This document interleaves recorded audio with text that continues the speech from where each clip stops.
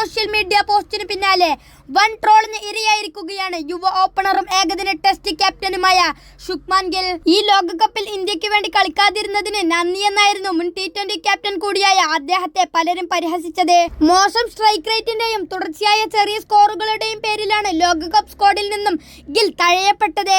കഴിഞ്ഞ വർഷത്തെ Asia cup south ആഫ്രിക്കയുമായി നാട്ടിൽ നടന്ന T20 പരമ്പര വരെയും ടീമിന്റെ ഫാസ്റ്റ് ചോയ്സ് ഓപ്പണറും വൈസ് ക്യാപ്റ്റനുമായിരുന്ന അദ്ദേഹത്തിന് നഷ്ടമായിരുന്നു. എന്നാൽ T20 ലോകകപ്പിനും അതിനു തൊട്ടു മുമ്പുള്ള ന്യൂസിലാൻഡ് പരമ്പരയ്ക്കുമുള്ള ഇന്ത്യൻ ടീമിനെ പ്രഖ്യാപിച്ചപ്പോൾ ഗില്ല് തെറിക്കുകയായിരുന്നു. പകരം സഞ്ജു സാംസൺ ഓപ്പണിംഗിലെത്തുകയും ബാക്കപ്പായി ഇഷാൻ കിഷാനു ടീമിലേക്ക് സർപ്രൈസ് കോൾ എത്തുകയും ചെയ്തു. സെലക്ഷൻ കമ്മിറ്റിയുടെ ഈ തീരുമാനം മാസ്റ്റർ പീസായി മാറിയെന്നതാണ് ലോകകപ്പിൽ രണ്ടുപേരുടെയും പ്രകടനം തെളിയിക്കുന്നത്.